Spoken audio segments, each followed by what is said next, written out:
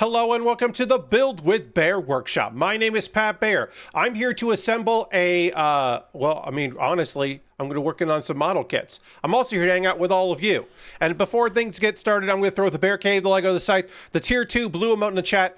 If you are currently a subscriber, you can apply with those emotes. If you are not yet a subscriber, you can say hi. You can use other people's emotes. And if you feel like being a lurker, you can just go ahead and lurk. That's also okay. Lashbrook is here. Hello, Lashbrook. My contrast is up so much right now. That is not intentional. I mentioned in the pre-show something about intentionality. And for whatever reason, my an unintentional thing happened where my contrast is quite high in a way that I don't like. So I'm going to turn my contrast down some. See here. Okay, that's better. Yeah, okay.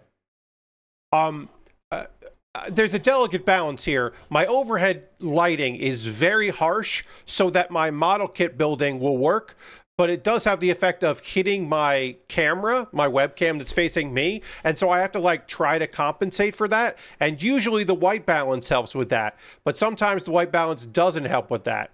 So I gotta like mess around with some settings here. Oh, that's no, yeah, that's okay like that.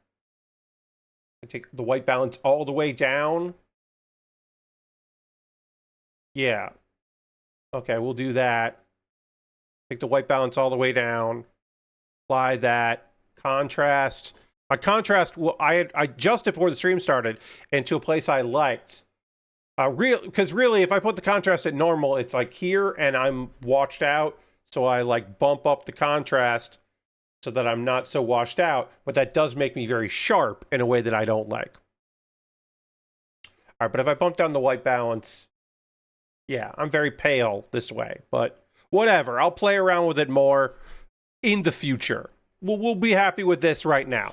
I hope you're doing well out there on the alt internet. The plan tonight is to finish the Kamen Rider Skull model kit, as you can see right there. He's got a hat, he's got a scarf, he's pretty cool. He needs a gun and a briefcase, and that gun and that briefcase need like 1,000 fucking stickers. So I got my work cut out for me on that. When that's done, I will begin working on the Gundam G-Self with the perfect pack from Reconquista, aka G-Reco, Gundam Reconquista in G. And we'll get into that. Let's go to the overhead here, not overhead, yeah, overhead here. And, I'm going to tell you right now, I still don't like how this camera looks, how I look in this camera. So I'm going to kind of take the contrast down some, which will wash me out some. What if I go back to default? I take the white balance to 0 or to low. The white balance down to there. And then I bump up the brightness some. No, take down the brightness some. How about that? How about I take the brightness down a lot? Yeah, okay. I don't dislike that. And then if I go back to this, yeah, I don't hate that. I don't love it, but I don't hate that. I like it better than I had there. You know what? It's fine. The real thing, the thing I got to figure out is a way to light this area low enough that it will light this without lighting me. And I don't know how to do that right now. I can't figure that out. I would love to figure that out. If I could figure out a way to light this area without it hitting me in the face, that would be phenomenal. I don't have a good way of doing that, because if I light it so low, then it will also cast shadow real bad, and that will be bad as well. So there's no great solution. The real great solution is that I have a camera that I can adjust the brightness in camera, and digitally make it brighter so that it doesn't actually have to be that bright in reality, and that way a light wouldn't hit my face. It'd just be all done all in camera. But for that, I would need a new camera, and that's not going to happen. As many of you know, I did just buy 2 new computer monitors, one of which I bought because one of my monitors died, and the other I bought because when I bought the new monitor, I quickly realized, oh shit, this new monitor is so much better than my old monitor, and it's like very obvious, and also fucking hurts my eyes to look at how bad it looks. So I had to get another new monitor. And so that was a thing I planned to do this year and not, you know, this month. So camera is kind of a low priority at the moment. It is something I would like to do. I would like to get a new camera, get, instead of the camcorder I'm using, get a DSL and have that situated, and then still capture it with HDMI, and in camera actually do a proper white balance, make it all look nice and bright, and kind of actually make it a little brighter than it would normally you would want it, just so that I then don't have to use harsh lighting over it. That is the plan anyway, but that is a long ways away. All right, so we're building the gun. In order to build the gun does require stickers. I'm just going to kind of test fit to feel like, see, how does it work? So it like goes like this, it goes like this, and then it's down, and then it like locks into position, which is cool, like that. That's how it's going to look when it's done, and then it could like that. But it's going to need stickers, so I got to put stickers on this thing before we get any further. I mean, I guess I could assemble it before I put the stickers on, but it's probably better to do it separate. It's probably better to do it these pieces like this, and like this, and like that. Okay, so middle piece. Middle piece needs sticker 27, 26, and 24. Tiny stickers.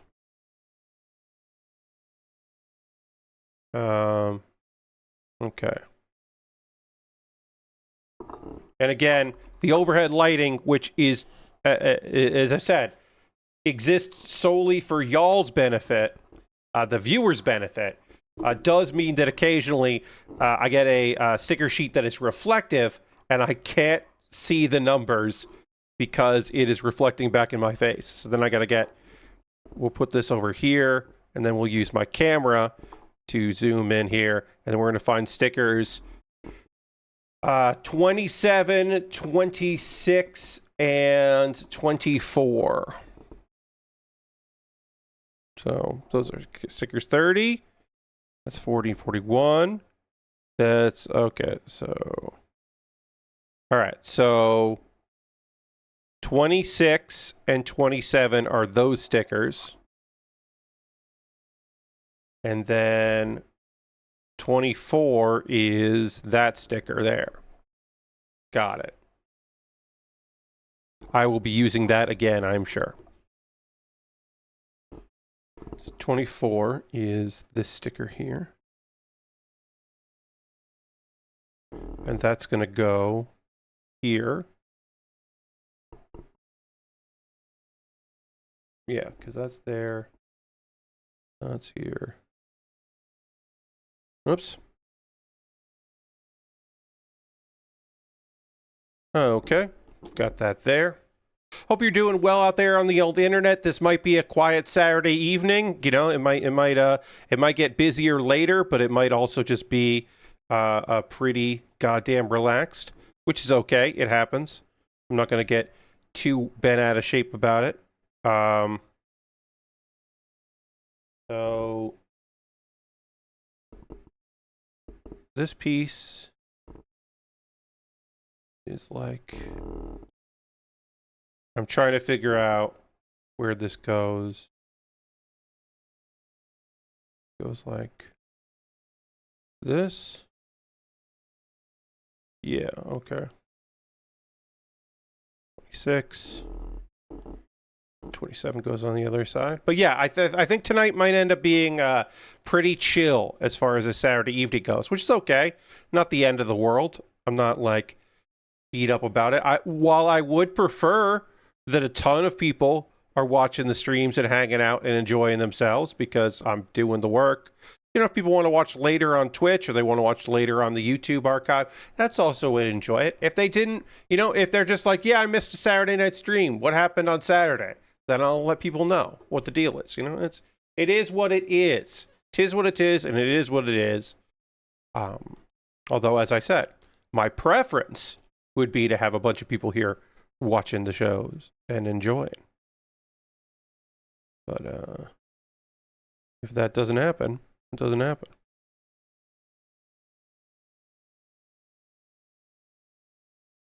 Now, how do you connect? All right.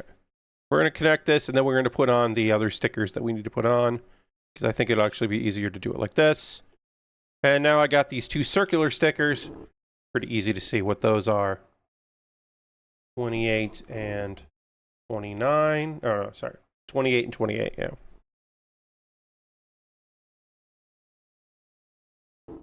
These stickers go where the circle is. Here. And again, if I knew a lot about this particular Kamen Rider, this would all I'd be like, oh yeah, that's the part of the device there. That's part of the weapon that does this, then this, and this. And I would totally understand the references and the significance of this. But I don't have that knowledge. I don't have that inherent understanding. All right. I promise I am not going to fiddle with my camera throughout the entire stream, fiddle the settings here. But I will just take down the brightness a little bit more, and then I will the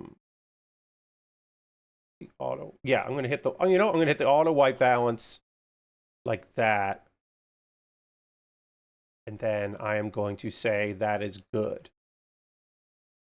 I'm going to say that is good. There's some color in my face right now, which is good, because before there wasn't. It was very, the brightness had been turned down a lot, and then the white balance was such that it looked like I was a little bit like a ghost, and now I have a little color, and that's good. I am fairly pleased with these settings, so I'm going to let it go and stop worrying about it, and then I'm going to do stickers 28, 29, 30, and 25.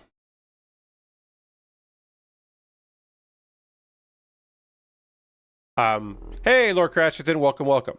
And if you were thinking to yourself, Pat, these are so many stickers that you need to put on here, but like eventually you'll be done with all of the many stickers you have to put on.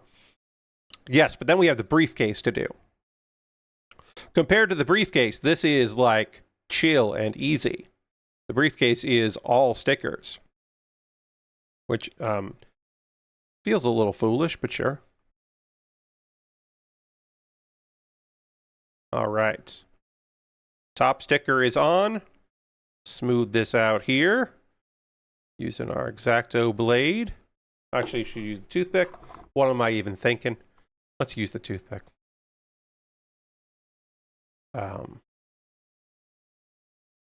Let's see. I'm going to get through the news stories, and then we'll talk wrestling, and then I have by that time I should be done with this build, and then I can tell you the tale of getting this, acquiring the next model kit that I'll be working on, because it does involve a story about how I got a kit that is probably going from for $30 to $35 to maybe even $40. Why I got that kit for $15.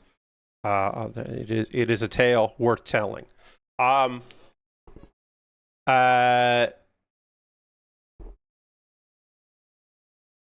Some shit went down in my current favorite video game. There has been some shenanigans and some nonsense. Hold on one second. Sorry, this is unrelated to what I'm to do anything else here. I just okay, yeah. All right, yeah, we're just gonna go with that. Sorry. In Mecha Chameleon, there was some real bullshit there.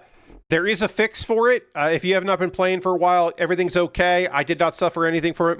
My crew, my multiplayer crew that has been playing the video game a lot, we suffered no adverse conditions. I'm not in their Discord, but apparently the Discord was hacked, and it's a whole fucking thing. Because nice things can't be left unfucked with. But their Discord is probably just gone forever. There was a custom map that if you loaded the map, it wrote a command file, a custom command file, into your documents folder, and then it opened PowerShell to try to download something, and it wasn't great. There was a report on Medium talking about it, and this map had passed a workshop review, which is troubling, and that is outside the realm of being mad at Mecha Chameleon. Like, you can be mad, but also, I don't know how that passes that, and that feels like a Valve thing as well, to me. But yeah, download a script. This was a community map called Laser Tag Neon. It got removed, and then there were some other ones, but they said that they patched out the vulnerability in the most recent update, so also please update to 3.1.0. The vulnerability that these maps had been using is supposedly gone. It's still a fucking shame. And this is apparently unrelated to the Discord hacking. That is apparently an unrelated problem. Hopefully Discord support is going to get back to them and help them out, but right now it seems to be a lost cause. And they might have to set up a new one.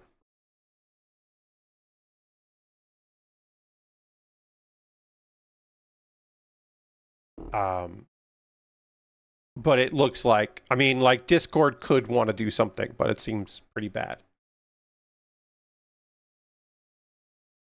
Rough times. Putting something in your bullshit hack that also fucks with mods, or that fucks with developers of the game, is bullshit. Shitty. Not great at all. All right, our gun is done. It's time to build a fucking briefcase here. The many stickers we will need to put on this fucking thing is numerous, but the results will be good. The results should be fucking pretty cool. So we'll get going on the briefcase. The briefcase holds these drives that Skull is going to stick into his belt. One of these said drives here that you can see right there.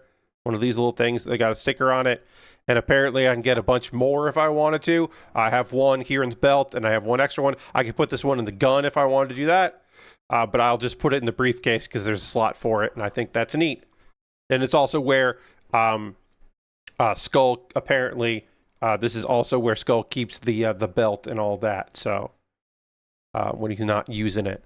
I have been told that Skull from Kamen Rider, not only is he a man with a fedora and a cape, a scarf, I should say, not a cape, a scarf, but also apparently he is a detective. And I did not do any further research on that. I am merely telling you. I do apologize that on Thursday's stream, I got a little cross with the questions about this character. Because I don't have the answers, and I had repeatedly said, I can't tell you more because I don't know more. I can only tell you what I know, which is that this goddamn guy has a skull helmet and a fedora and a scarf. And his name is Skull. And I don't know what else I need to fucking tell you. That is what I said. And I stand by that. I don't know what else I really need to say beyond the facts of the matter. Okay, so that's going to go there. That's going to go like that. That's going to go like that.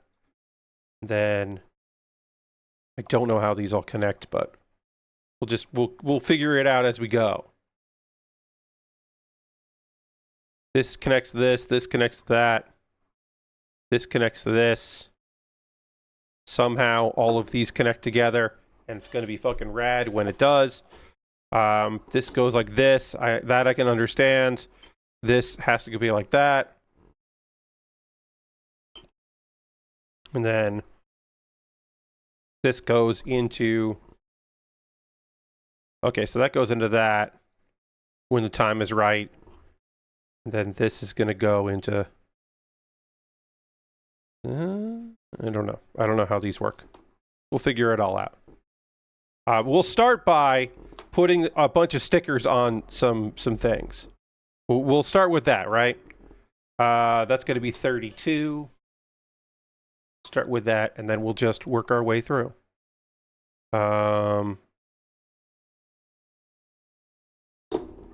going to use my camera on my phone to see what I need to do here. Hey, there is some good news in gaming. It's rare when we get to talk about good news, but there is a piece of good news here. Alpha Dog Games is back. The studio that is an independent studio. They were shuttered by Xbox a couple of years ago, and they are back. The people that brought you Mighty Doom. The founder, Sean Woods, confirmed the mobile specialist is once again independently owned by its founding team. So they got the team back. They had existed for like 10 years before they were folded. They're not ready to discuss projects or long-term plans, but they're back. They were shut down by Microsoft when Austin got shut down, and Tango Gameworks. That it was in 2024.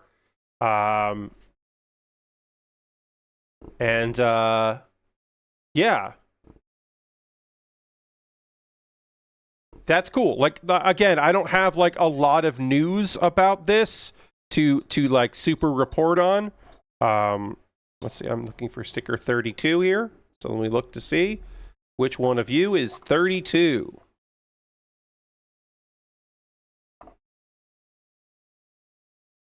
But it feels like good news. Okay, 32 is this bottom sticker there.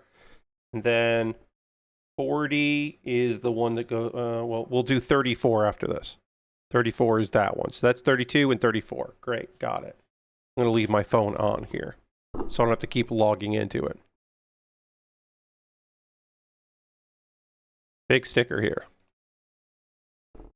Okay, so this is this sticker there. This looks like this when it goes on. Now, could they have just made this a black case and then did the silver accents? Maybe. I don't know. We'll see when we put it all together if it really needed all of these goddamn stickers. But it is what it is. That they're on there. No sense complaining now, although I will. And then there's only one more story. LG and their smart TVs, there is accusations that they are installing adware and doing some wiretapping. And it seems real fucked up. But this is this is LG Monitor, an LG Monitor of all things, and putting ads for McAfee. That is a $1,200 PC monitor, and it's doing a little more than just being a monitor. It's also doing some monitoring. Ha ha ha ha. Laugh, because otherwise I will say things that I don't know if I can legally say. Okay, and then I need figure 40. But this story seems fucking fucked. Imagine paying that much for a monitor and it has ads on it. I know, right? What the fuck are we doing here? Gamers Nexus was able to show that, again, this is the LG's 34GX900A A-B Ultra Gear monitor. So Gamers Nexus got reports from consumers about monitor automatically installing McAfee adware when connected to PCs. So when you hook this monitor up to a computer, it installs on that computer via Windows Update LG Monitor App Installer. At no point is the user information, the user does not know this. It just does it in the fucking background. So it just downloads this shit. And then it gets granted automatically all system resources access and access to your internet connection by default. Again, no agreeing, no nothing. It just fucking does it while you're just doing your thing. It does its thing, and its thing is shit. Is garbage. Program will also do free 30-day trials for McAfee. And then it's consent requirement, which users automatically agree to when their monitor software is automatically updated. I must again stress this. This is not an opt-in, opt-out thing. By updating, which is automatic, you automatically fucking agree to this shit. Sorry, I have to see what these other stickers are supposed to be, where they're supposed to be. I think they're supposed to be... Oh, I put this on wrong. Put the sticker on upside down.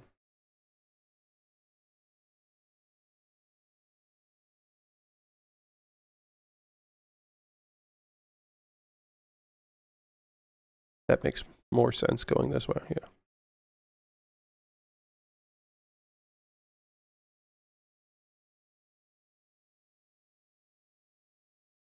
Sorry. But yeah, this shit is just awful. Let's see. States the user must notify household members and guests that they may be recorded in compliance with the application applicable wiretapping, eavesdropping, and privacy laws. So they know they are fucking messing with the law, and they're just like, well, yeah, we'll just pass that on, that it's a requirement of you, the owner of the monitor, to let people know that LG is going to be looking at your shit. And according to Gamer Nexus, turns out that the LG monitor app installer is now installing itself on old LG monitors too. So this is the one that was showing up because let's be honest, right? The kind of person that buys a $1,200 LG monitor is the kind of person that would immediately notice this kind of shit and know, I should talk about this on Reddit, or I should contact Gamers Nexus. Because like, if I was buying a product that was like, I would say a consumer that is relatively aware of what's going on out there, that I would also be like, oh, I fucking gotta I gotta get the man on this one. I gotta call for the man, because I am like, I would be aware that shit's going on and shit's fucked, and I need to figure that stuff out.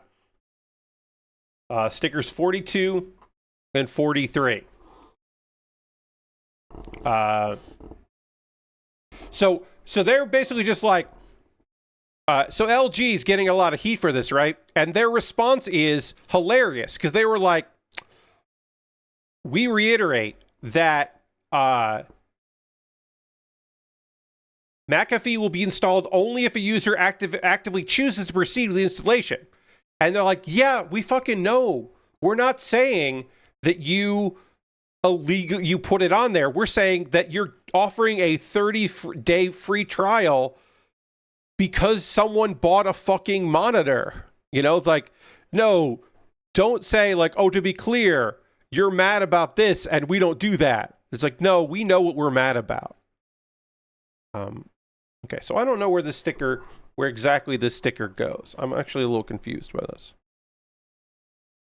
So it would go like this.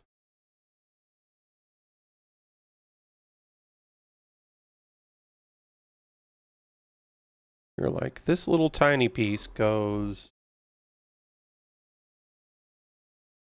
here, and then does it fold over? That doesn't seem right.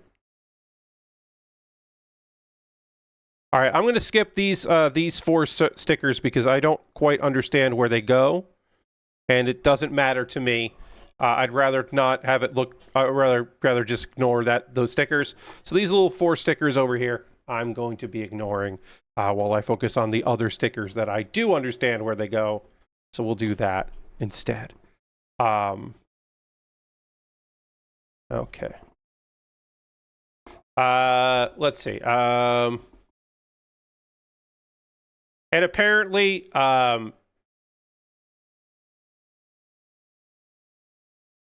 they're also like, we don't collect data. Okay. The vice president of Microsoft has heard all this stuff because you may know this. Microsoft is not having the best month, let's say, as far as user happiness. I'm not, like, even if I wasn't talking about all of the layoffs in Xbox, Windows 11 is a fucking mess and people hate it. It's never been a better time to switch to Linux. I know that is not an actual option for everybody, but it is certainly something to consider. So apparently, Pavan says, thanks again for bringing this to our attention. We've connected with the team at LG, and as an immediate next step, they have agreed to disable the McAfee pop-up from their app. We appreciate LG working with us towards a shared goal of better experiences for our mutual customers. So apparently Microsoft was like, hey, we don't need this fucking heat. What are you doing? We got enough heat on our own. We don't need LG. And also no apology for any of this, of course. And also, it's not gonna, no apologies anywhere, but would you expect apologies? No, you wouldn't. But it's a lot of shit that's just real fucked. A lot of this fucked shit is fucked. Anyway, put some stickers on this thing. Try to finish this thing up. Wrestling. AEW Revolution. Redemption. Revolution's a different pay-per-view. Redemption. Currently 10 matches on the card. None of the pre-show matches have been announced. I was hoping they would be announced during Collision, which was taped live. That there would be some sort of pre-tape where they would, say them. My assumption is they'll come in hot because they're still waiting to see who is cleared and all that other stuff and who can travel to the various locales they got to go to and stuff like that. I assume that's the issue. But there's still some question marks about those things there. Did I put this together wrong? I did put this together wrong. This has to go like this. Hell yeah. And now this can clip on here. And our briefcase is assembled. It still needs to be, there's still more if you can believe it, there are still more stickers to put on. But I've gotten a bunch of this done here. And I might not do all these stickers. We'll see. We'll see it. 38. But yes, there are 10 matches on the pay-per-view. We'll go through the card here, and I will tell you, where I'm looking here, what my heart says, what my brain says vis-a-vis the matches. Tekla is defending the AEW World Championship against Willow Nightingale, and I think Willow is winning.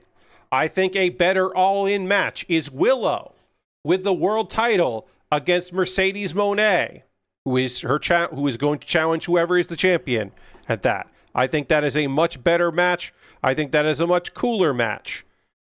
So I'm going with that as being the match that ends up happening, which means that Willow wins, and that's awesome.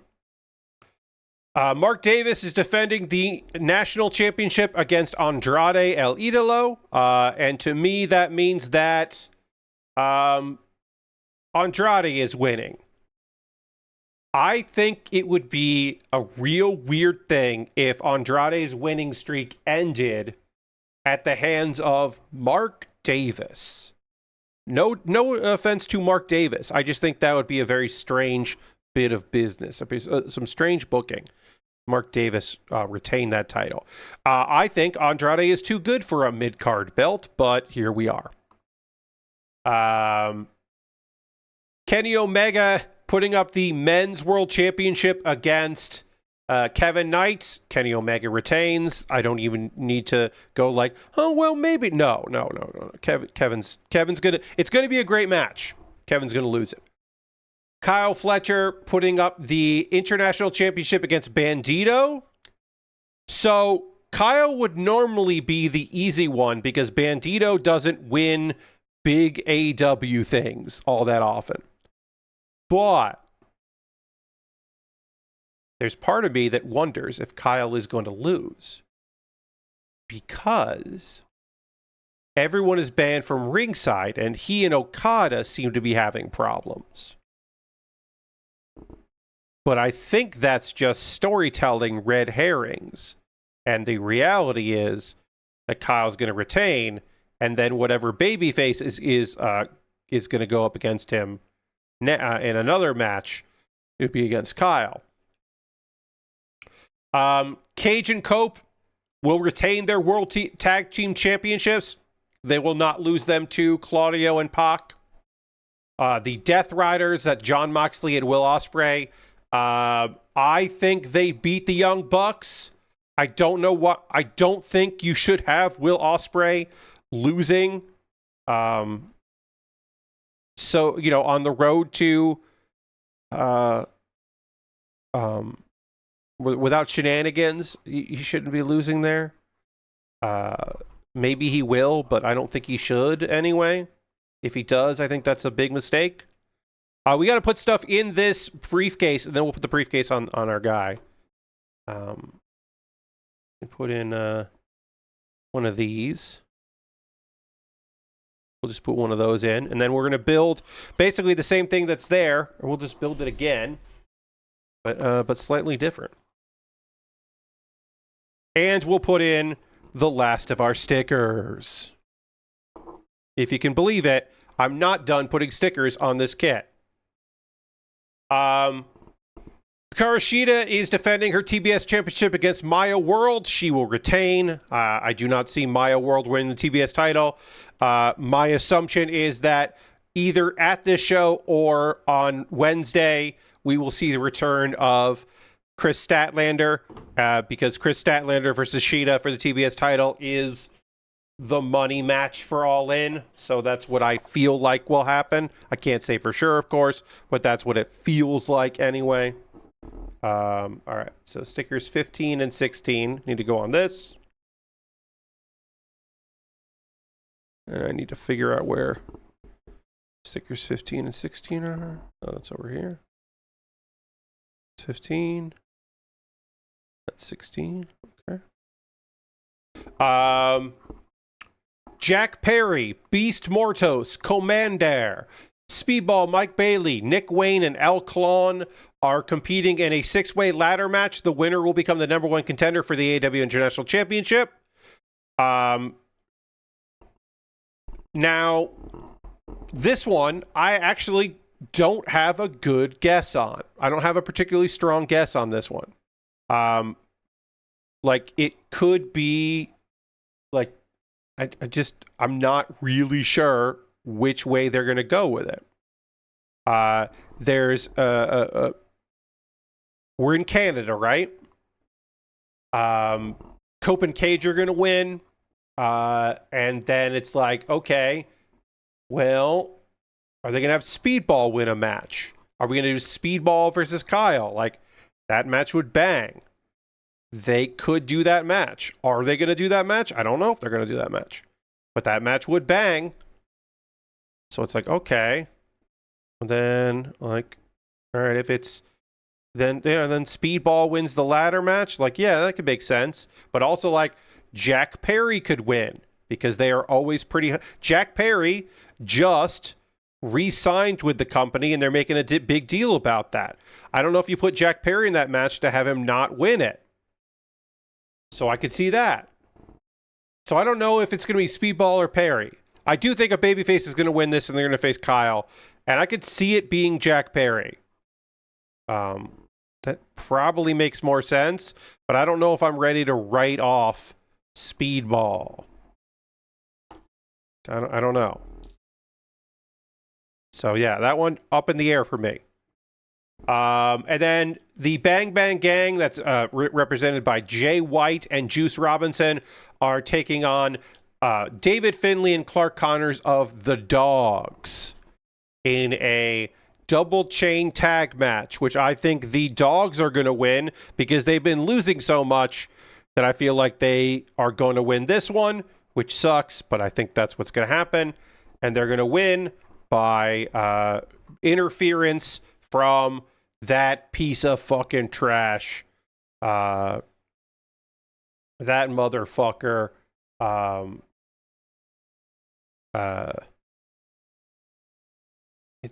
We're gonna have Gabe Kidd come back. Gabe Kidd's gonna return and cost them and help his team win. That's my thought. That match is a main event of Collision. That there are a couple matches on this card that I'm like, these shouldn't be on the pay-per-view, and that's one of them. That feels like something that should be on Collision. The Death Riders versus the Young Bucks is a Dynamite main event. It's a cool one, but it's a Dynamite main event. Omega versus, like, Kenny Omega putting his title on the line against Kevin Knight feels like a main event of a Dynamite. Like, there's a couple matches here that I'm like, I don't know about this one. Honestly, Sheeta versus Maya World feels like that too. No disrespect to the wrestlers, but it just doesn't quite feel right that way.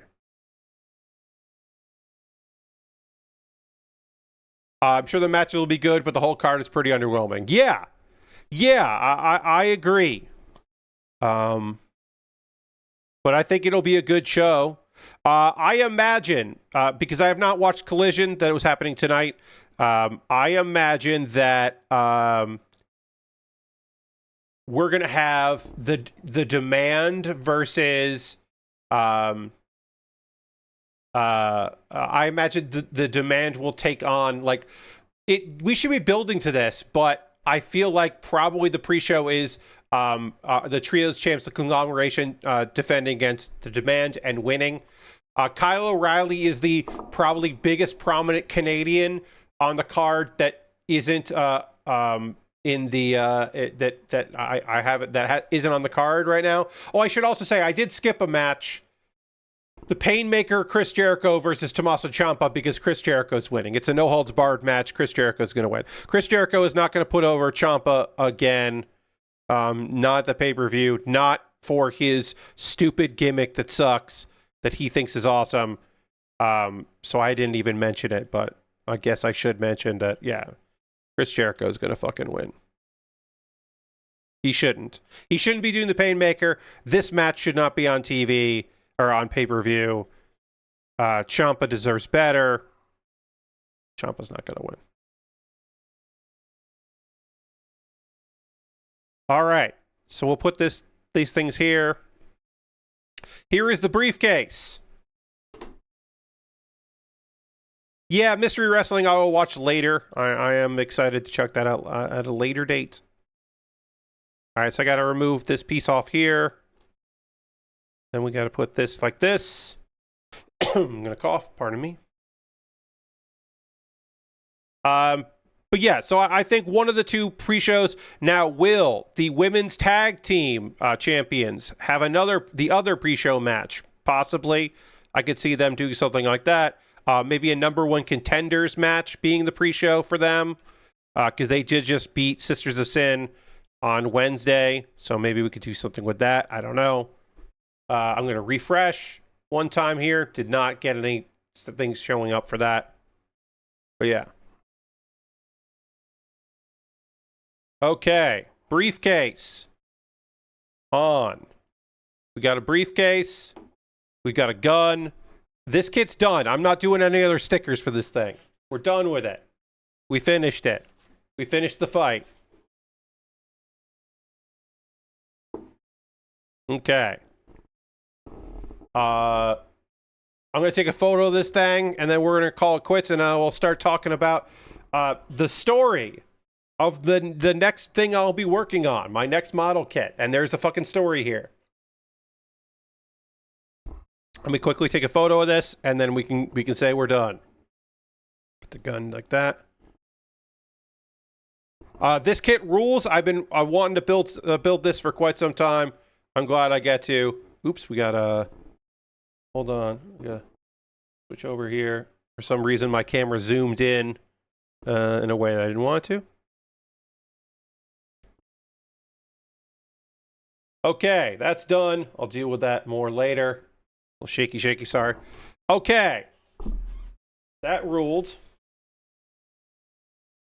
All right, so a little bit of story time with Pat. It's story time here. Let me get this the G self up here. So I'll be working on the Gundam G self with perfect pack. As you can see, here is what it looks like with the perfect pack. It is the cool backpack. Accessories. I've built the G self before. I've built a couple kits from G Reco. That's Reconquista in G. A show that I still haven't really seen much of, but I know I like the designs. Oh, Lord Crashington wants me to dance button. He says, Lord Crashington says, Pat, don't tell the story yet. Dance, but thank you for using your channel points. Here's the dance, and then I'll tell the tale.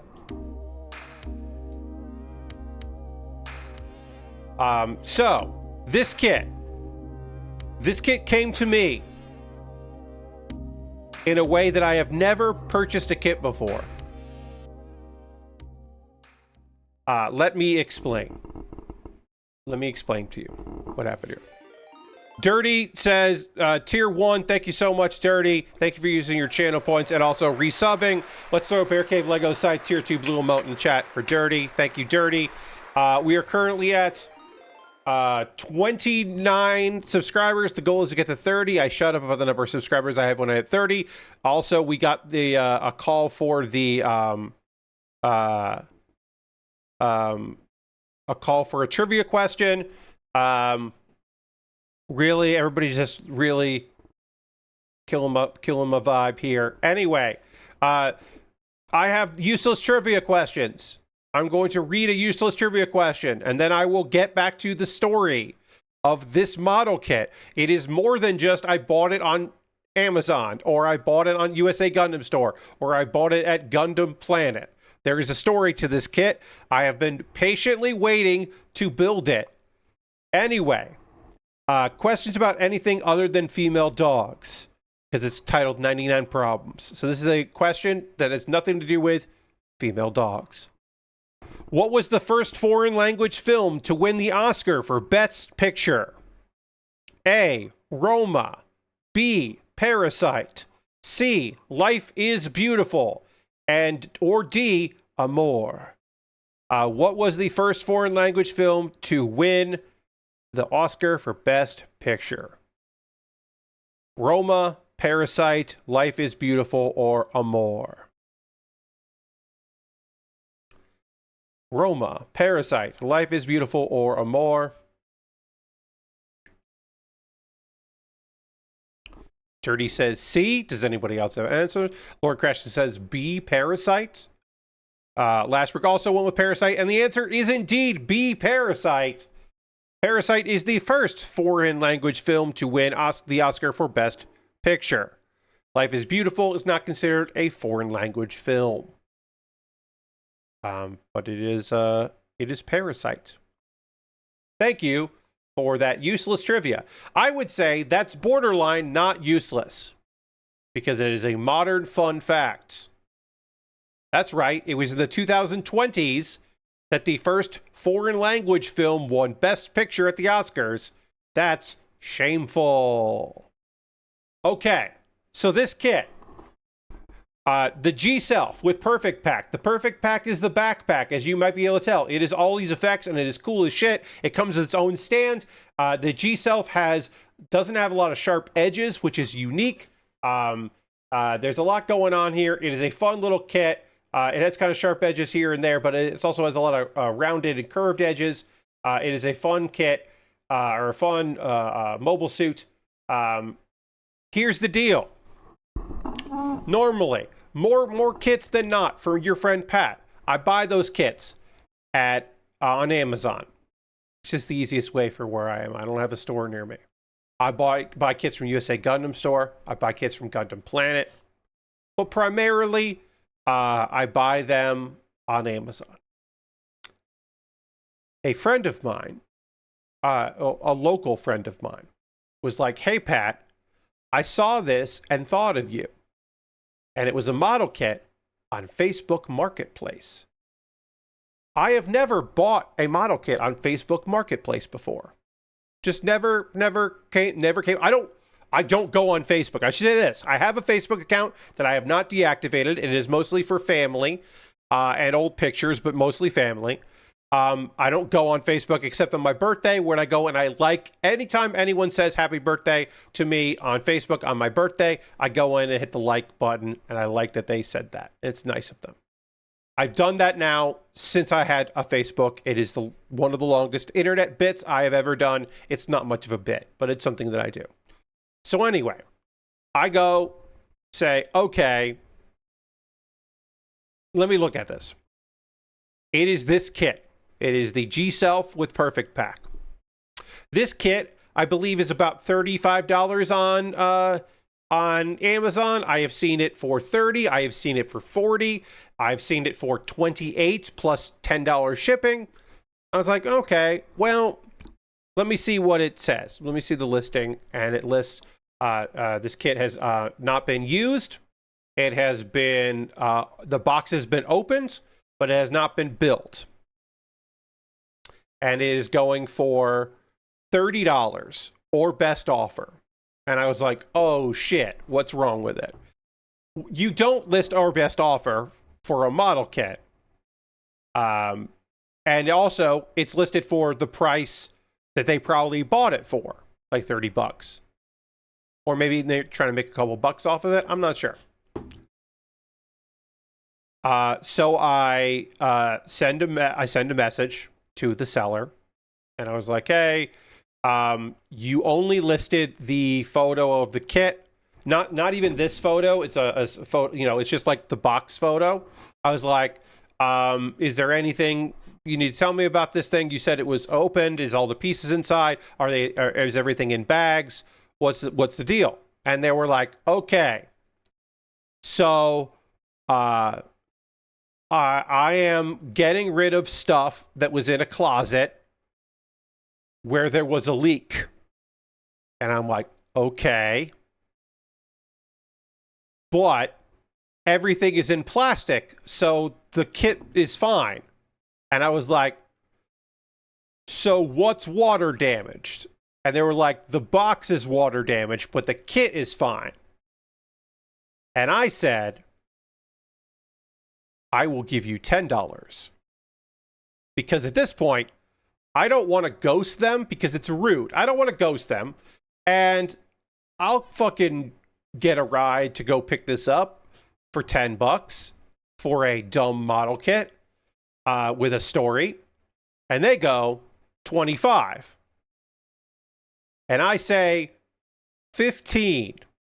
And they say, okay, but you have to come get it today. And I said, sure. So I went and got it, and I handed over $15 in cash, and I will show you what the box looks like. This is the front of the box. Seems fine. I'll zoom out a little bit here. Here's the front of the box. Shiny, looks good. Here's one side of the box. Oh, warping. We don't love that. Here's the inside of the box. Oh no. Oh no. Oh no. Oh no. Oh no. But true to their word, every sprue was in their plastic, and every part of that was fine. The stickers are fine because they were encased in plastic. The box has been through some things. Yes, Lord Crash did. But here's the deal. There was water inside of this box, right? Think about, picture in your mind, in your mind, picture what a model kit. What's inside of a box for a modern Bandai kit? You've got plastic with your stickers and your sprues and your polycaps. You know what's not in plastic?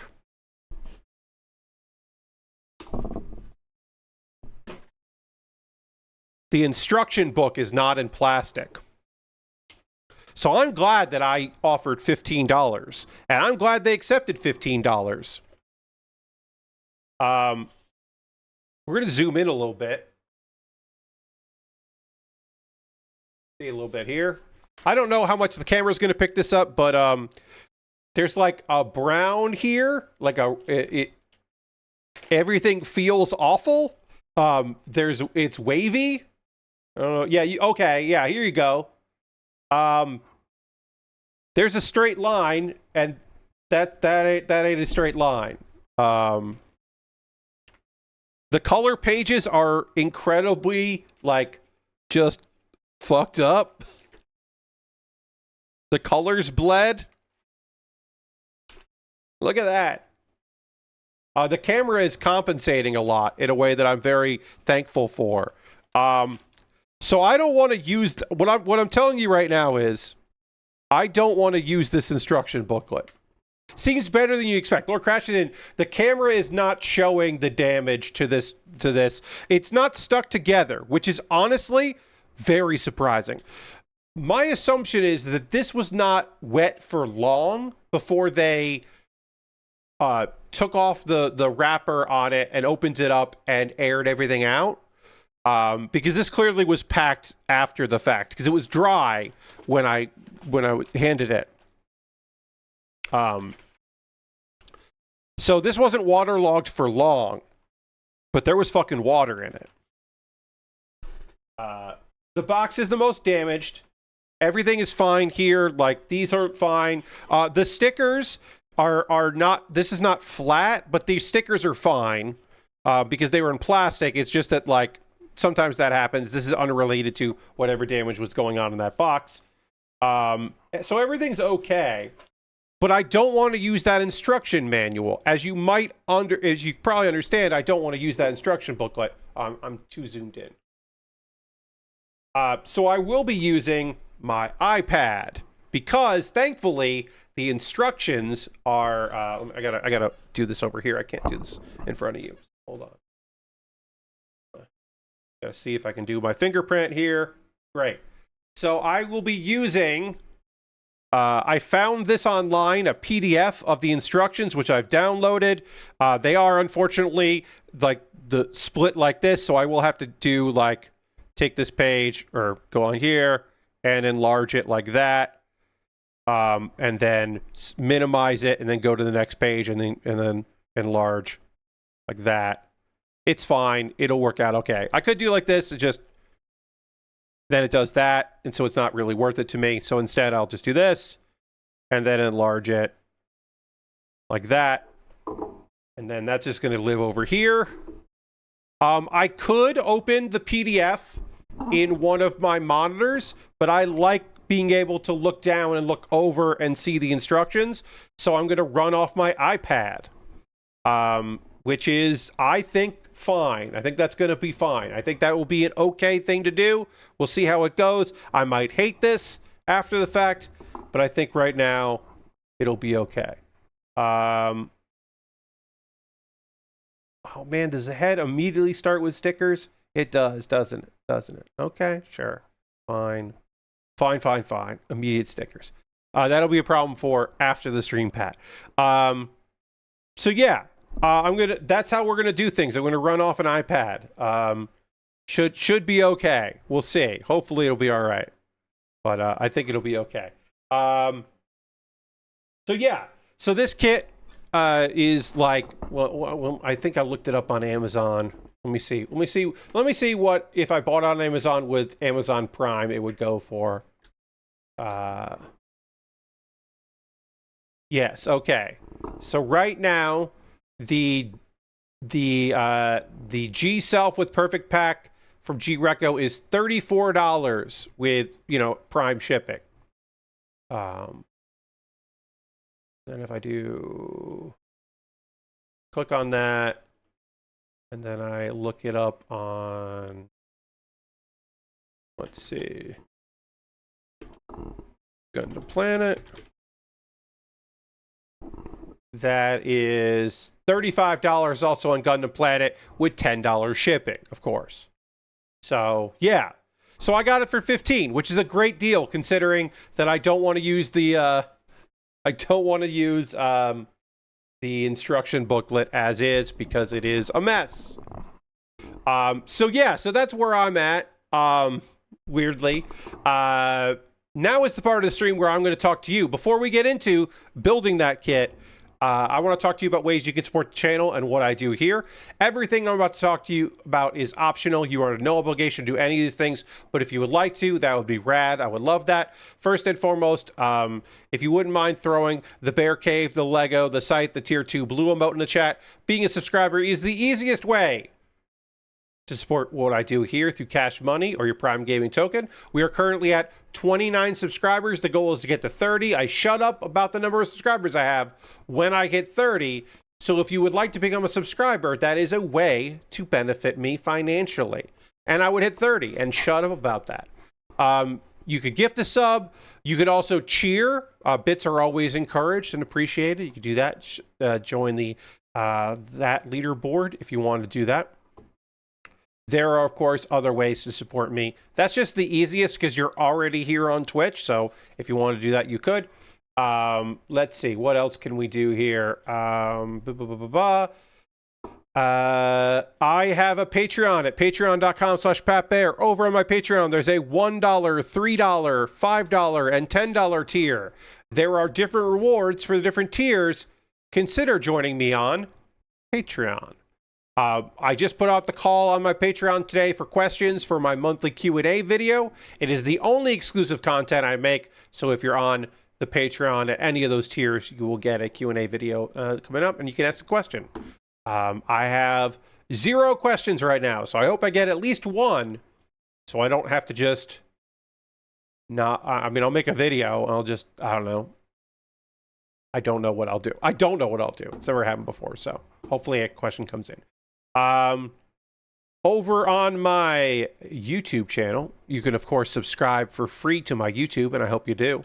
And while you're over there, you can consider becoming a member. And for just $2 a month, you will get access to my Wednesday videos before other people get those. So you get some stuff a little early, which is nice.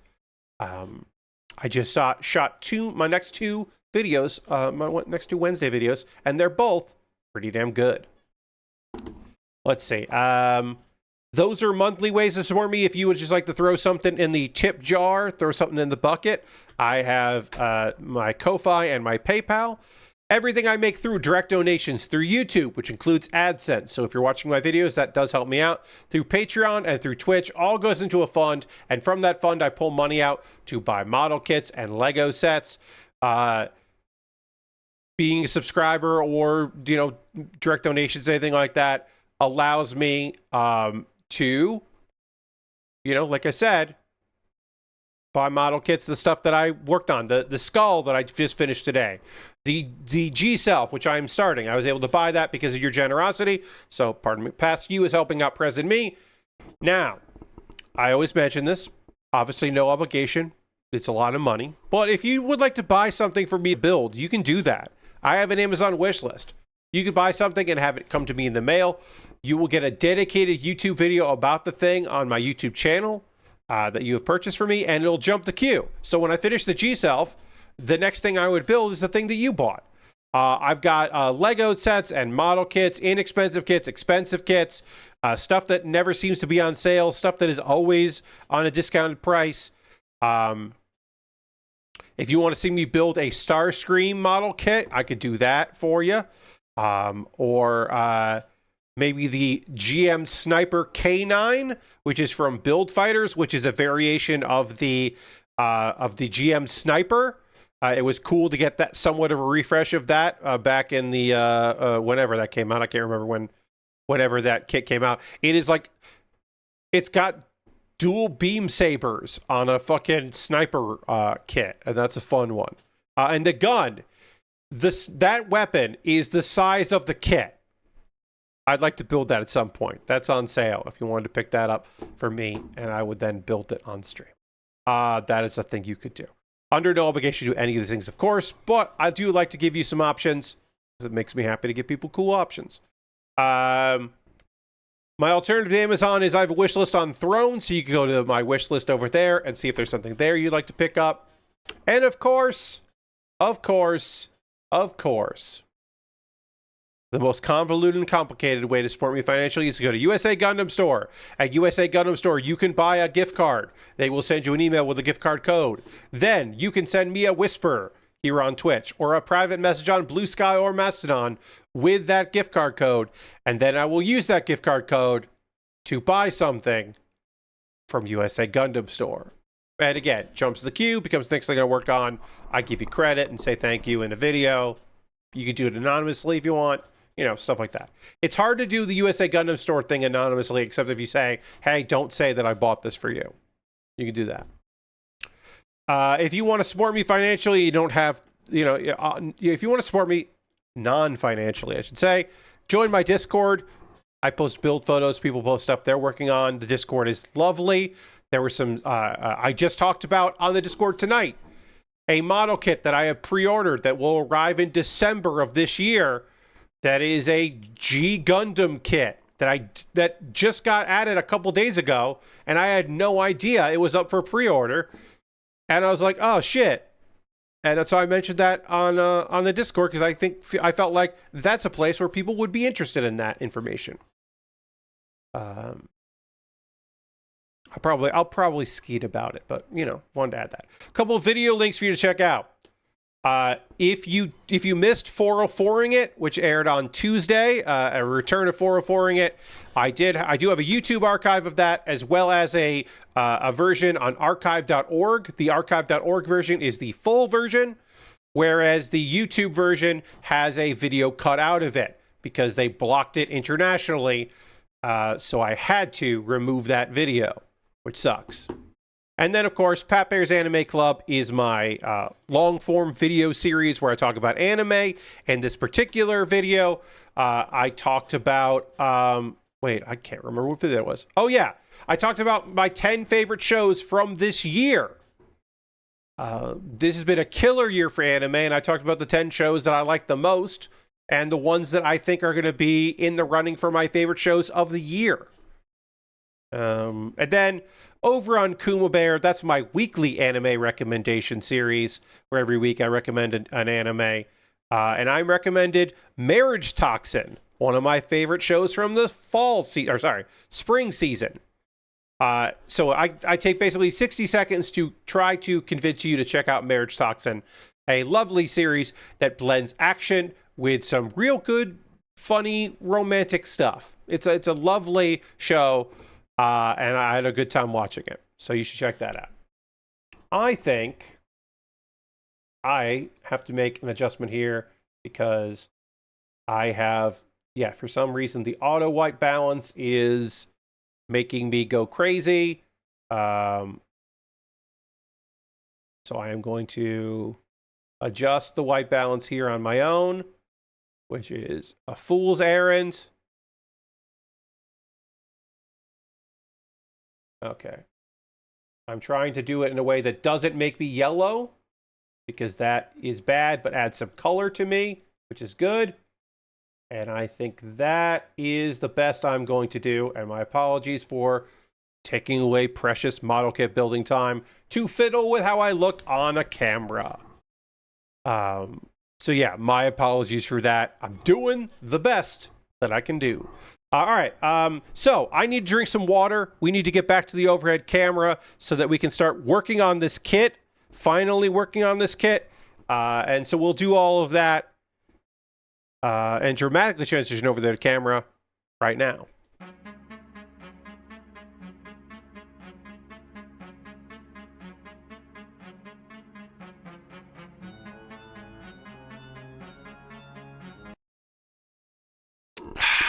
All right. Let's talk about some anime while I start working on this model kit. All right, so I got some stickers to put on here. Some side stickers, some back stickers. Let's look at the sticker sheet here. These stickers are numbered in numerals that I can understand, which rules. We'd love to see that. Yeah, all right, so let's start getting that together. Excuse me. A21 and A22. The building begins. Let's see. I could have stayed a little late on Thursday to finish up that, but it did take me, 40 minutes to do that build, so I'm glad I didn't just stay late to try to get it. Because also, the end of the skull kit was so many stickers that I'm glad I didn't try to do it all at once. Okay, so this is going to have some stickers that go on the side, and then this has some stickers that go on this part here, on the back of it. Reconquista and G. And then the one downside of running this on the PDF is that this is, there are color pages here, but some of the pages here that are black and white, for me anyway, are not really popping. But one thing that's nice here is running it on the iPad is I can zoom in. This is also the era here. I forget what year this is. Let me look this up. This is a reissue. This is a 2015 kit. So the instructions do not have, they are not purely in English. These are the Japanese instructions, which is a little bit of a bummer. I can make do of it, but I do prefer when I get all of that in English because it makes my life easier.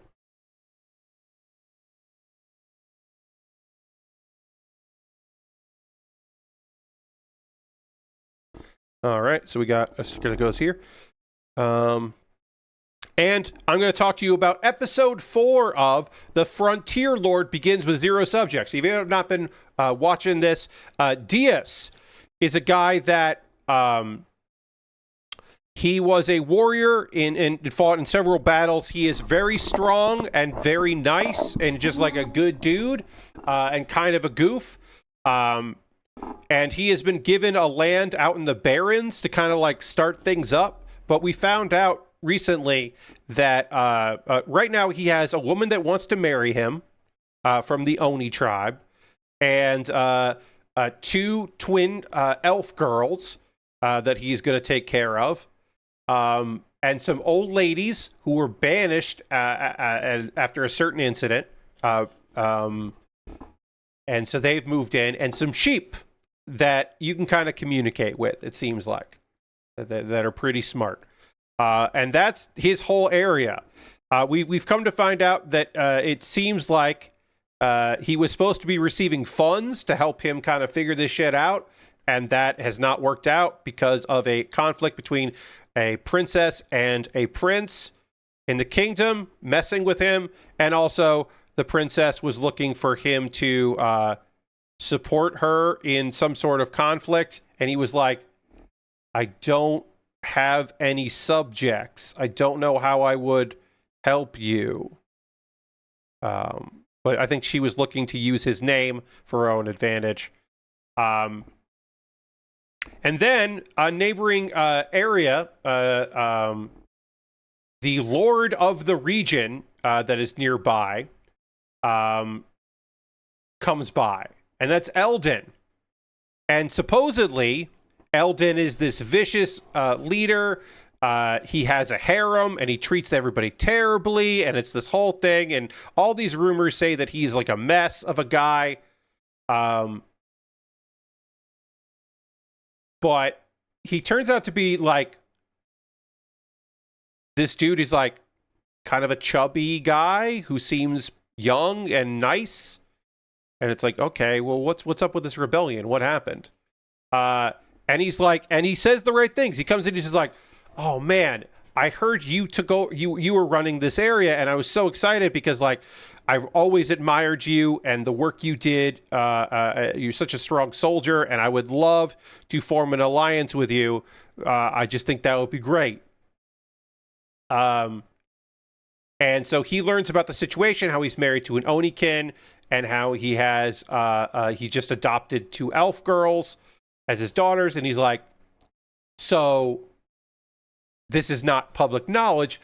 My mother is was a slave, and she's a demi-human, and I'm half elephant man. And by elephant man, I'm talking about an elephant that can just walk around and whatever. Elephant that walks around on hind legs, like, you know, it's a fantasy world. You get what I'm saying? Not the disease elephant man kind of thing. But he transforms into the human form because and apparently shifting between the 2 forms is really exhausting. And he kind of like, he's not saying as a brag, he's just like, yeah, it's really exhausting to switch back and forth. And so like, I don't do it that often. And when I do it, my wives have to kind of help me out.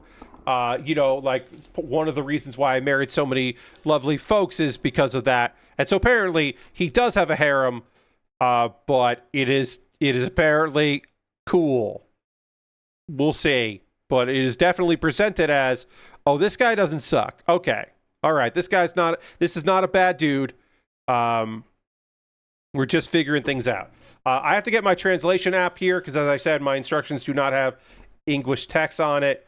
And so I need to see what this says. And so now I'm going to point my phone at my iPad, and we'll see how that works. It should work fine. In order. Assemble it in order. Okay. It's just telling me, hey, do one thing first and then do the other, which is fine.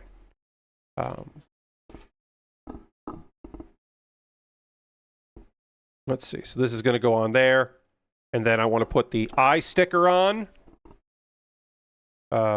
which is fine. We'll do the eye sticker next.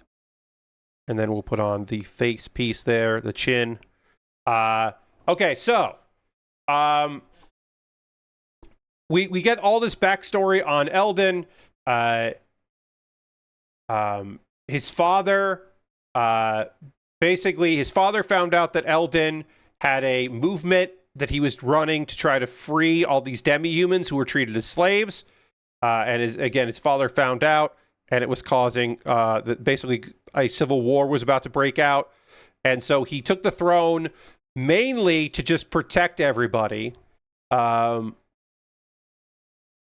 it turns out, once you free a bunch of slaves, there are more slaves than people, than citizens.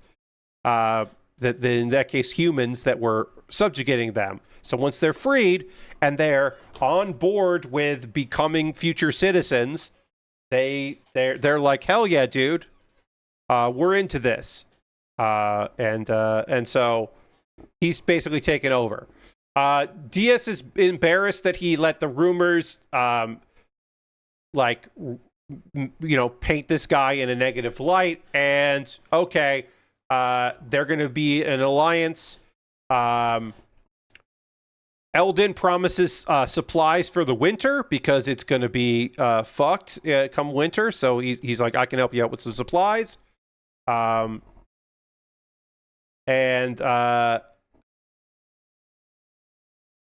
then that night, some mercenaries show up because there is somebody, a noble has a grudge against Diaz, unrelated to this stuff.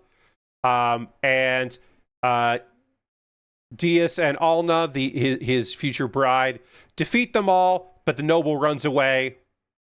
And Diaz decides, these guys were hired. we whoop their asses. He's not going to kill them. He does take all their weapons and melt them down because he's like, the most valuable thing out of all of this is the steel. So he's very excited about having the steel, and he exiles all of them because they took the money, but he doesn't have a grudge against them. And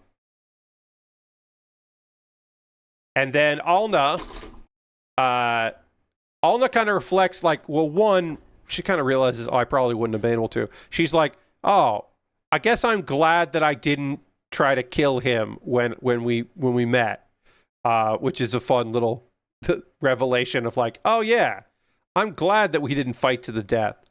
And she kisses him on the cheek, and then she's embarrassed about that, and it's very cute little bit of business. All right, I got to put the last parts of these stickers on here. We're almost done with the head. The head is almost done. Before panel lining, of course, but I do need to apply some stickers to this. Stickers 2 and stickers 1. And then once the stickers are done, we can then do the panel lining because thankfully this is almost done here. The actual build of this G-Self is just going to be following instructions. It's weird for me because I'm going to be using it on an iPad instead of a booklet, but the actual building of it isn't going to be that weird. It would have been weirder if I was trying to assemble it. Why can't I get this sticker to come off? Come off. If I was trying to assemble this with using that instruction booklet, it would be more annoying. But since I'm not doing that, now I get to get used to doing this. And again, I could use my monitor, but I'd rather have it here. I like being able to zoom and look at everything and have it be somewhat tactile. That was a fun episode of Frontier Lord. I really dig the manga, so I'm excited to see more silly stuff. We haven't gotten to the character that, like, I gotta tell you, there's a character coming up that I think the manga handles well. I am a little worried about how the anime is going to handle this character, and I think that will be a big telling on if I decide to keep watching this series or not, and how she is portrayed. I think will be interesting.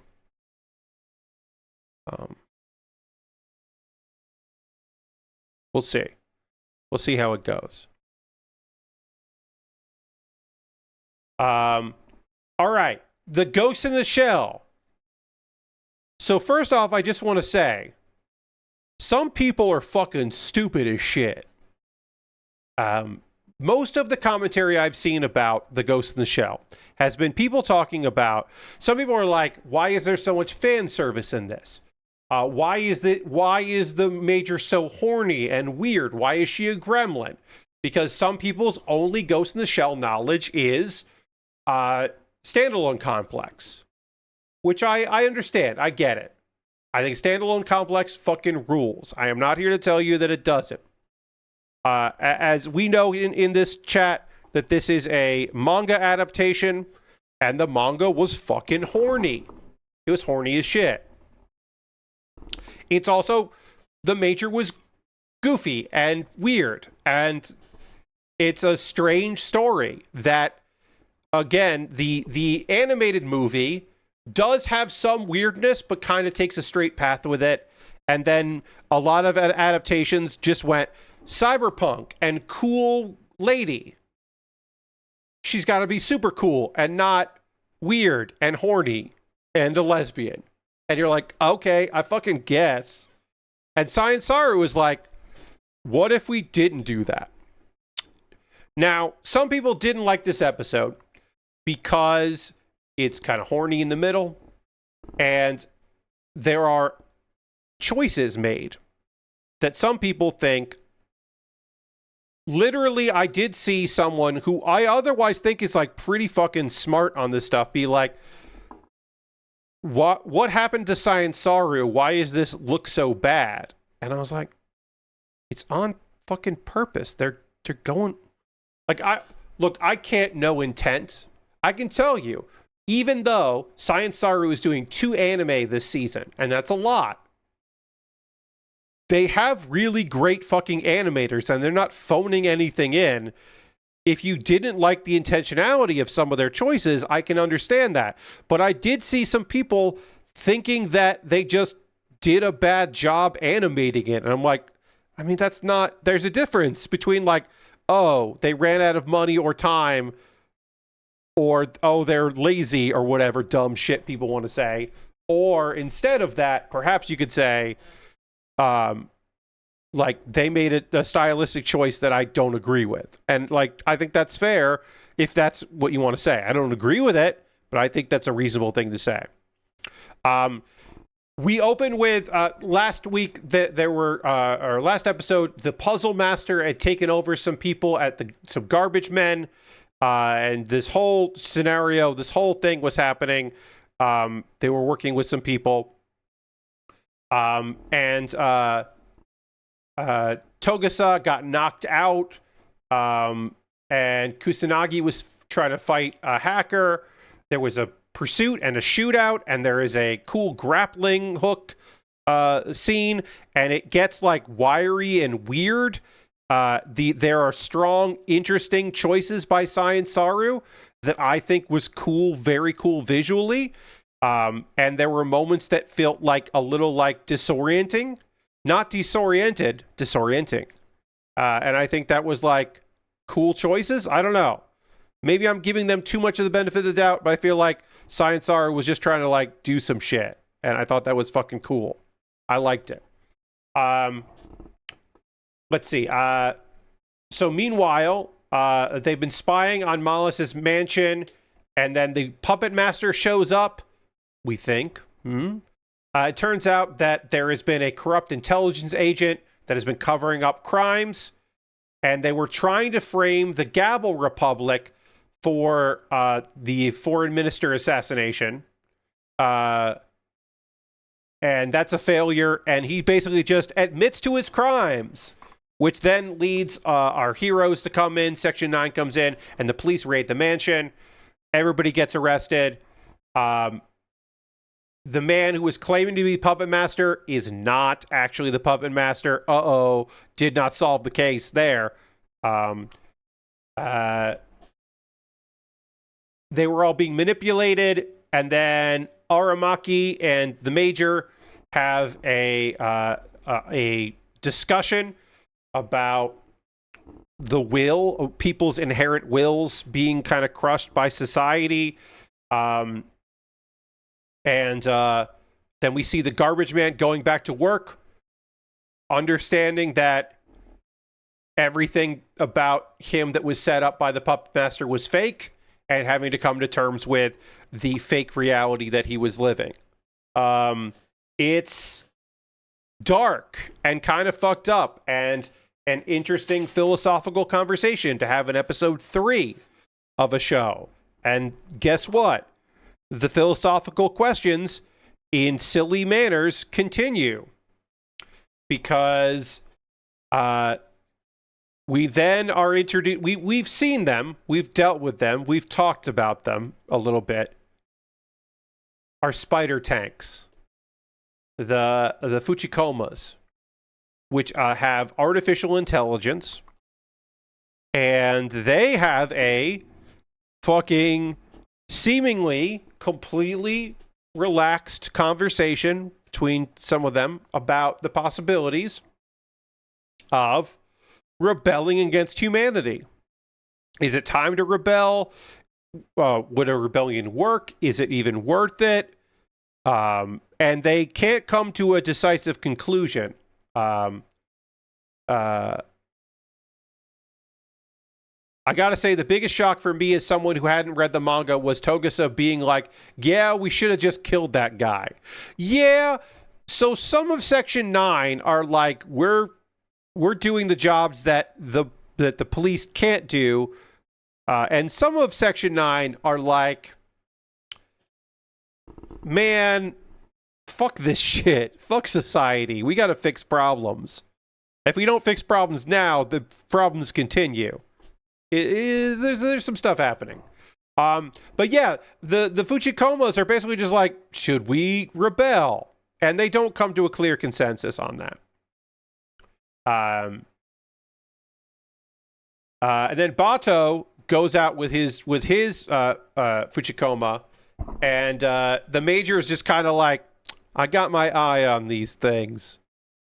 So it's one of those things like, it's played for laughs, and I think it is a dark sense of humor is required, but they are playing for laughs the concept of, shit, man, these machines are cute and fun, but they could just turn on humanity at any time.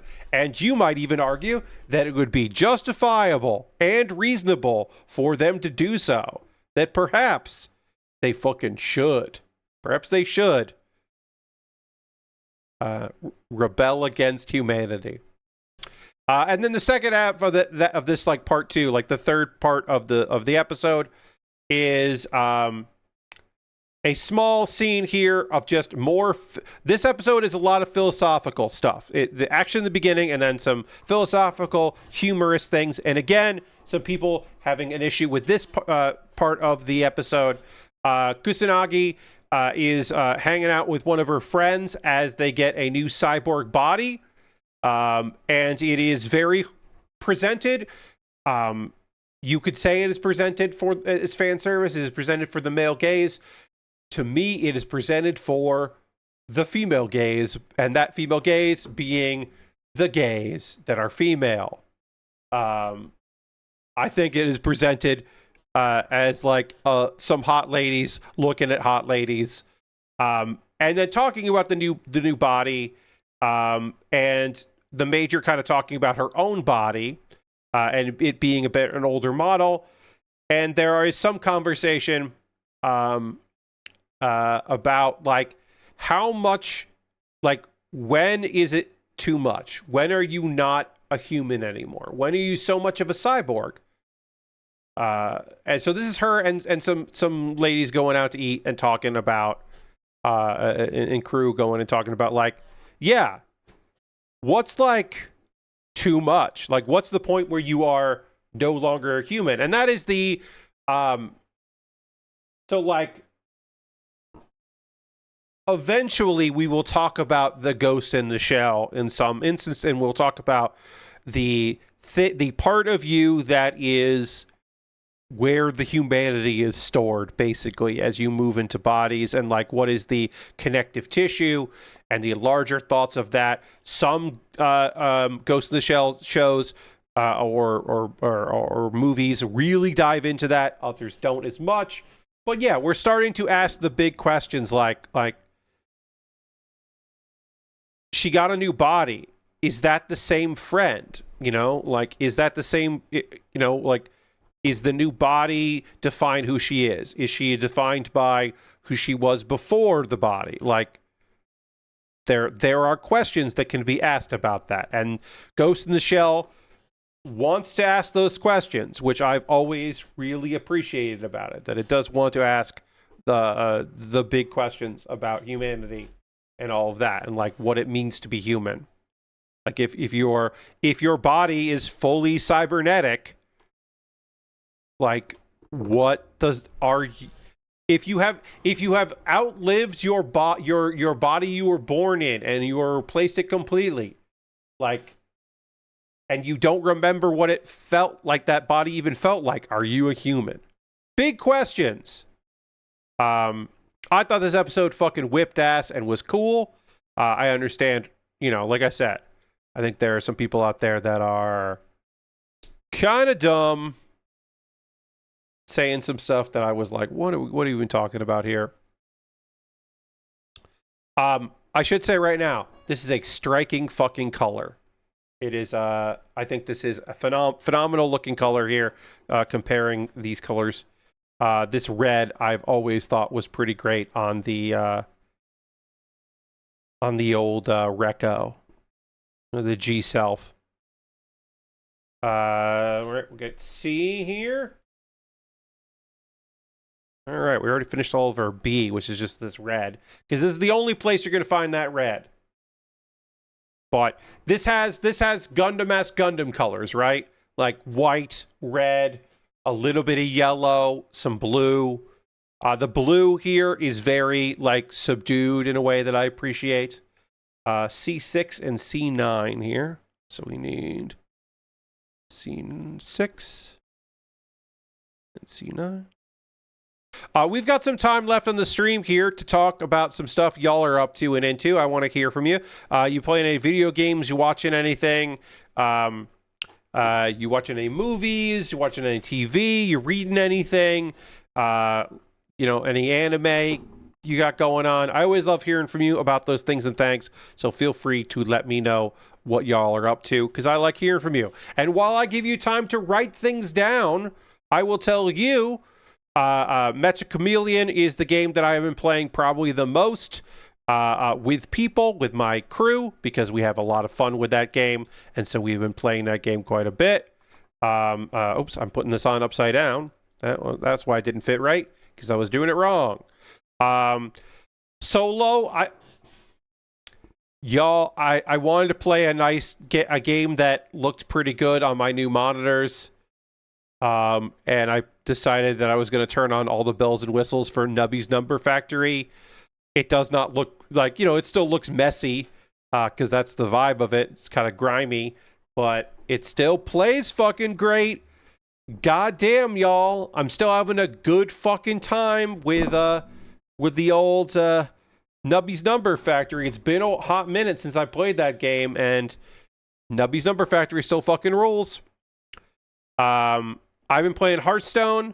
I think I have finally a deck that I played a little bit when I was showing off the new expansion, the Paladin deck that I showed off. I think I have done enough deck doctoring, and I have the deck that I want for that. I think I have everything I need for that deck to really do its thing. Overall, I am pleased with how that deck plays and what cards I have in it. I think I have cards that draw pirates. I have cards that draw weapons. I have cards that draw the cards that draw pirates and weapons. I have some just regular draw. I have stripped out most of the spells, and some of the spells that I have draw spells. Every card that was hard for me to draw, I have found ways to draw them. And I think overall, it is just it is a strong, stupid deck. I was playing around with the idea of playing the dragon that gives me 10 mana, because I was like, oh, if I have 10 mana, but I'm like, I need 11 mana to pull off the combo. I also have a card in that deck that gives me an extra mana.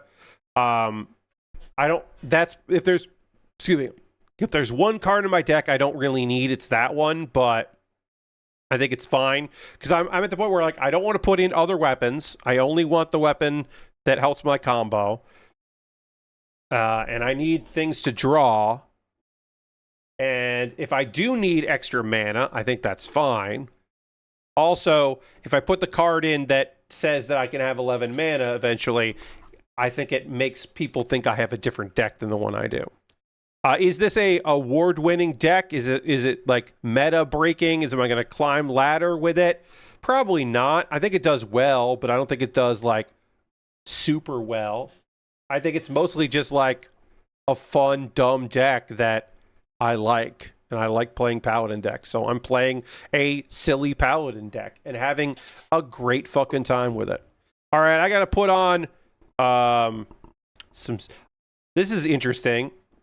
I'm going to put stickers on, and then I'm going to be putting on plastic in front of that stickers. So that's unusual. You don't usually get these shadow stickers that need to go on here. Because then I'm going to put stuff on front of it, and I find that to be pretty interesting. These are the wrong stickers, huh? I need 14 and 15, and I think I just grabbed the wrong one. So let me put that back on here, and hopefully I can get the right one on. That's not what I wanted. Hopefully when I do want to use this, it'll be fine. All right, I got to use my phone. I saw that a few people wrote some stuff in here, so I'll be checking in with you there, but I got to find stickers 14 and 15. Oh, these are the right stickers. Huh. Okay. This is I was like, oh, this is the wrong sticker, and it's not the wrong sticker. I'm just being silly.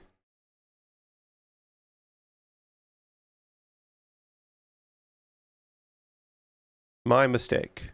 So this is the background here, but it does leave room for the plastic that's going to go on top of it to fit in there. And this is 2015. This is pretty cool. Putting in some like black background here sticker before I put a piece over it is kind of wild for 2015. This is neat. Dirty says picked up Final Fantasy VII Remake for SW2 while it was on sale. That's cool. And finished the main story this morning, playing through intermission DLC now. Finished watching that overpowered death skill anime today. And I'm watching the Isekai Slime Life anime. Also checking out the EU Fan Fest VOD on YouTube to see what's new in Final Fantasy XIV. Nice. Isekai Slime Life. Is that yes, I mean I am aware of that one. So cool. That's fun. And death skill, the overpowered death skill, that one is really goofy. But like kind of a fun watch. Laura Crash says, I reached the Gangster Planet episode of Star Trek, and it's as silly as I was expecting it to be. It's very silly. Especially with Kirk affecting that accent on top of his Kirk stuff. Yeah, man. Yeah, Shatner's having a fucking blast in that episode. My Isekai, okay, Dirty. Okay, great. Yes, my Isekai Life, I gained a second character class and became the strongest sage in the world. I really like that show. I thought that's the one you were referencing. I do really like that one. I like the manga a lot. I should pick that manga back up. It's been a while. That show is fun because he is so deadpan throughout all of it, and so like seemingly like him attempting to be sneaky is very silly because he is bad at it. And also, yes, the slimes are the best part. Now, I love Proud Wolf. I think Proud Wolf is a great supporting character. But yes, the slime that has an eye patch for no reason, like there's a bunch of fun little goofy character stuff in there that I enjoy quite a bit. But the slimes are pretty fucking great. You're not wrong. Let's see. There was a good Space Amoeba episode that was some good Star Trek tension. Yes, I agree with you on these things. The points you're making, I think, are good points. It's some good Star Trek-ass Star Trek in those episodes. You're right. Okay, so which one's 3 and which one's 2? Okay, so this one here. All right, so we got this kind of like these vents on this part here. And so we put the black sticker on there. And then we're going to put this on over it. And you can kind of see the black behind it, which is fucking cool. That's a neat bit of business for 2015. It's pretty cool. Lashbrook says, been playing a lot of Marathon, doing the Vault Breaker. Yeah, I was expecting to be playing Marathon this weekend. We might still play tomorrow, but some of the people in the crew have been doing other stuff. Some people are kind of done with Marathon, it feels like.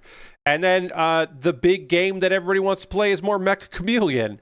I think we'll stick to not downloading the stuff from the workshop, I guess, for a few more days. We'll just stick to traditional, which I think is probably for the best. Let's see. This piece is wobbly in a way I don't like. So let me see. Oh, well, now that popped out here. Well, whatever. Got the head on. I got some more stickers to put on this thing, which is fine. Stickers on stickers. Let's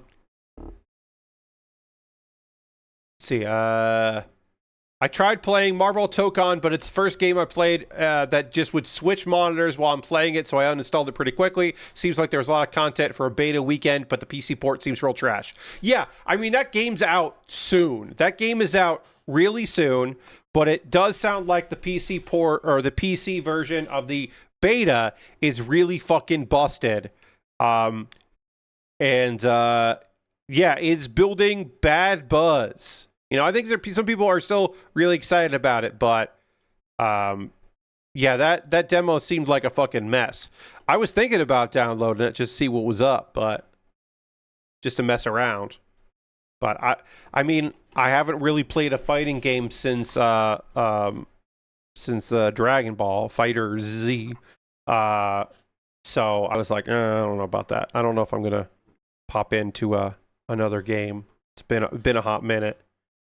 Let's get these last stickers on here.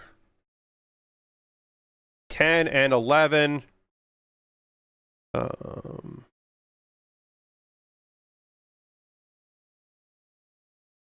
And then also figure out where 8 and 9, where those go. I'm not surprised there's a lot of stickers on this. It is weird right now that I am putting a blue sticker on a piece of blue plastic. That feels weird, but it'll be shiny this way. I guess that's the reasoning. But this does feel weird. Normally stickers are color correcting. I guess it'll, you know, give it some flair. But this does feel odd. As far as me goes, tomorrow I will be watching the AEW pay-per-view, which, reminder for folks that are watching, that it will start at 7 p.m. Eastern instead of 8 p.m. Eastern, where it normally starts, and the pre-show will be at 6 p.m. Eastern instead of 7 p.m. Eastern. I should see if any matches were added at the top here. Let's see if anything got added to... Okay, we do know one. All right, so I thought this was a match that was on Collision, Conglomeration versus Lethal Twist, but apparently that has gotten added to the pre-show, which is not exciting at all. Okay, so these are the back pieces, and then it goes... Okay, so these are the front stickers. Now I got to do the front stickers, which are 8 and 9. Okay. All right, so we did get one match added, one pre-show match. I'm glad the Conglomeration are there. That's for the trios belts. Means that they're saving the demand match for later. I imagine that yeah, okay, sure. I thought that was on Collision, but I guess it wasn't on Collision. Or maybe it was a DQ or something.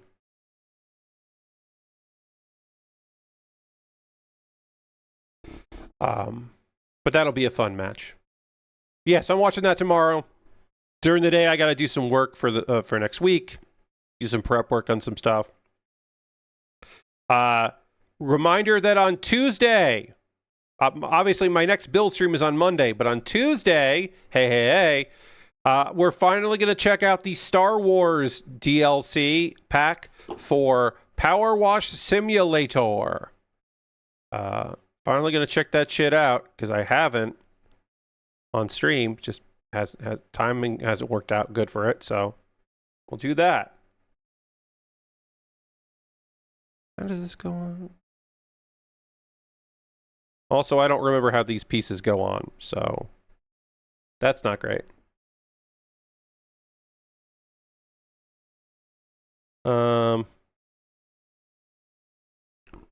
I'm going to look at this model kit because I don't remember. Okay, so these are like flat kind of on there. Oh, that's right. Yeah, they look weird. These pieces on here look weird, and I'd forgotten that.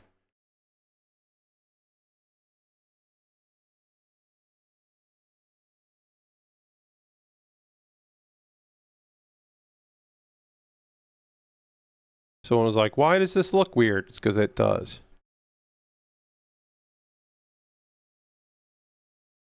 Come on.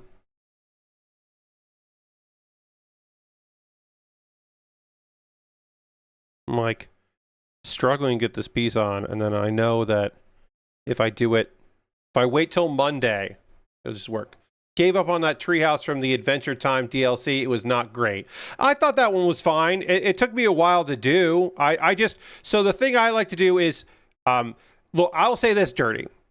That one, it was annoying to do like the undersides, insides of a lot of areas. Like my method when I get annoyed in one of those is I just start jumping around from section to section. And I think eventually I did find my rhythm with that. But it could be a little annoying. All right, so I will do some panel lining on Monday. I'll panel line the chest here and then move on to more of the build. But we will wrap up here. I'm going to watch some wrestling before I and upload this to the old internet. Enjoying a lot. They have a lot of great sound effects and ambient noise. Nice. I'm looking forward to it. I have been avoiding it because I couldn't watch it or because I couldn't play it. So I can't wait to start with that DLC on Tuesday. Let me get a photo of this here. Let's see. All right. So what's going to happen right now is we are going to go on a raid. I'm going to go find someone else who's doing cool stuff on the old internet and go spend some time with them, because even though the party is over here, the night is young. And so we're going to go see some other people and see what they're doing. And a reminder, as I set this up, that my next stream will be on Monday at 9 p.m. Eastern, where I will continue to work on this kit. I'll continue to work on the G-Self, and I hope you'll come back for that. Who is doing stuff here? It has been a long time since we went to Giant Bomb Forever. So we are going to go hang out in Giant Bomb Forever and watch some old Giant Bomb stuff. And we are going to go see what they're up to. Smash Cars from 2009. That seems fun. So we'll go hang out with them and see what's up. And once again, I hope you will join me for my next stream on Saturday, 9 p.m. Eastern, as I get into the G-Self and the silliness that will ensue there. Thank you all so much for being here. I hope you have a great rest of your night. I will see you on the next one. Goodbye, everybody. Goodbye, goodbye, goodbye, goodbye, goodbye, goodbye, goodbye, goodbye, goodbye.